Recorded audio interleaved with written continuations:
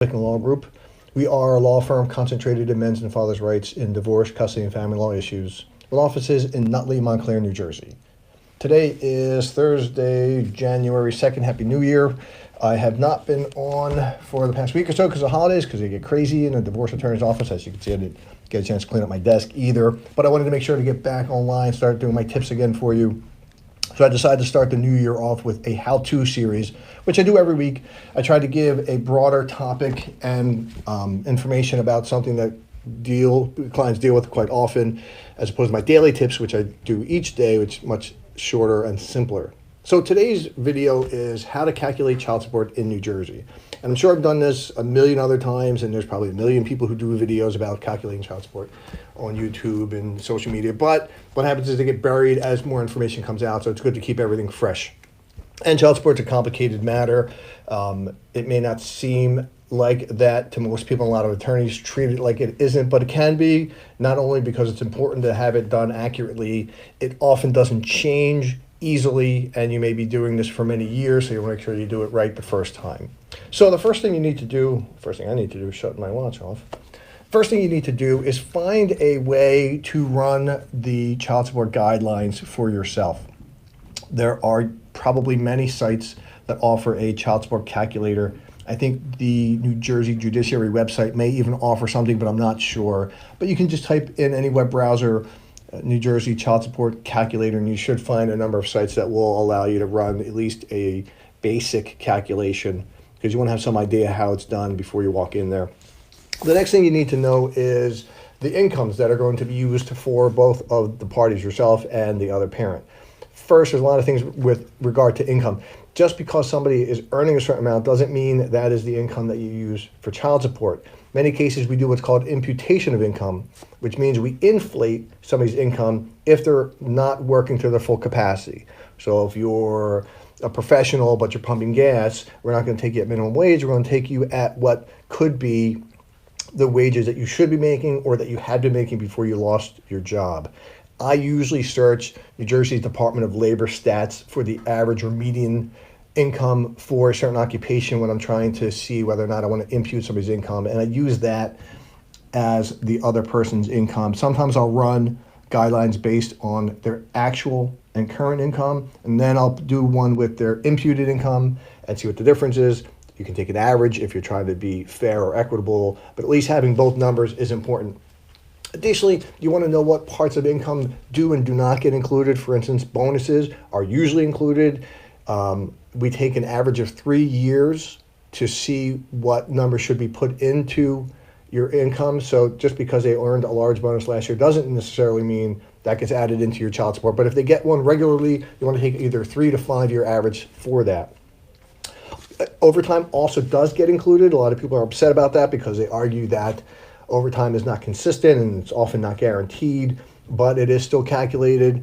If you are the person who has overtime and you're expecting a significant decrease, you can either ask the court to note that in any future order so that you can get a modification. If you're doing any kind of agreement that includes a child support component and you have overtime that may change, you can also put in that that will be a trigger that allows for a review.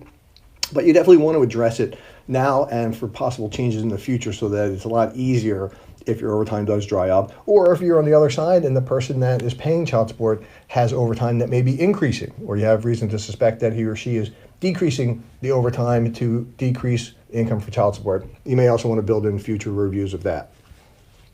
Next, you want to look at things that get deducted from child support and from the income that are used. First is going to be mandatory union dues. If you are paying union dues or the other party is paying union dues, you want to find out how much they are and if they're mandatory, because if they're not mandatory, they do not get deducted from the income used for child support purposes. Now, in my experience, most of union dues are mandatory. I've rarely come across ones that were not, but you need to find out, especially if you're the one receiving the child support. It's going to reduce, not significantly, but every dollar counts, so you want to make sure that it's mandatory. The next deduction is alimony. And this is an interesting point that's going to develop over time, because currently a New Jersey child support guidelines allow you to deduct payment of alimony, and if you're paying alimony, and you add it if you're receiving the alimony. But that's based on the fact that alimony used to be taxable to the person receiving it and a tax deduction to the person paying it. Now, two things about that. First, as you may know, on the federal level, that has changed. Alimony is no longer tax deductible, or it's no longer a tax effect for either party. It's neutral. But the guidelines still account for it, and I haven't seen any change in the programs that the state of New Jersey uses to adjust, whether or not it's supposed to be adjusted, but I would think it is, because alimony often changes the tax bracket and the tax deductions that the guideline calculations usually account for. So if you're plugging in alimony component, oh, by the way, I said there was two things, because on the federal level it is not taxable, but on the state level it is. And that's a calculation that you need to talk possibly to an accountant if there's significant alimony. You also need to address it, because I don't know how the courts address that discrepancy, but there is some tax calculations that should be inspected, and you need to find out, if you're running it first, how to account for it. Next, you want to look at the things that get added back into the calculation after income. The first is if there's work-related daycare. That's important because it's got to be work-related daycare. If somebody has a full daycare slot, let's say 5 days a week, but they're only working part-time, you shouldn't be paying all the daycare. The counter argument to that is most daycares don't allow you to buy a part-time spot. You have to take a full week or no week. But there's some issue to talk about for adjustments inside of work-related daycare. It also needs to be work-related. That becomes an issue, for instance, if somebody is, for instance, job searching. They're not actually working, so it's not work-related daycare, but that person usually needs time to be able to look for jobs and interview and send out resumes. So it usually is found to be work-related daycare. But there's a little bit of a gray area, so if you're in that kind of a situation, or if the other parent is in that situation, you want to look into and account for that, maybe make an adjustment, possibly, excuse me, put in a trigger for a review when work changes, so that if the person is not working or is going to be working, there's an automatic review for how daycare gets adjusted. Also, when the child ages out of daycare, you want to make sure to go back and revisit child support, because a lot of people forget or don't, and they continue paying a substantial amount of additional child support that's unwarranted. You do not get it back if you file in the future for it. Most of the time you won't get it back. I won't go into the deep issues about retroactive adjustments of child support, but just go on the assumption that if you wait too long, you're not going to get it back in a retroactive adjustment. So file as soon as you know daycare is going to end. Second is extraordinary medical costs, and it can really be any kind of extraordinary cost of a child. It could be medical, it could be educational, but the guidelines provide for medical, and it's got to be reoccurring and extraordinary. So it's not like, doctor visits and co-pays and things like that. But if you have a child with a special need, whether it be mental, educational, physical, and they have a reoccurring cost, you should build that in to whatever is unreimbursed through insurance, so that you're not waiting on the receipt of it if you're the custodial parent. And if you're the paying person, it makes it easier to have that added in. Again, if you think that the special need is going to change, you should build in a trigger that allows for review, or even a mandatory requirement that the other parent tell you when and if it has changed. You could also do something like that for daycare, so that you don't need to be running back and forth to court.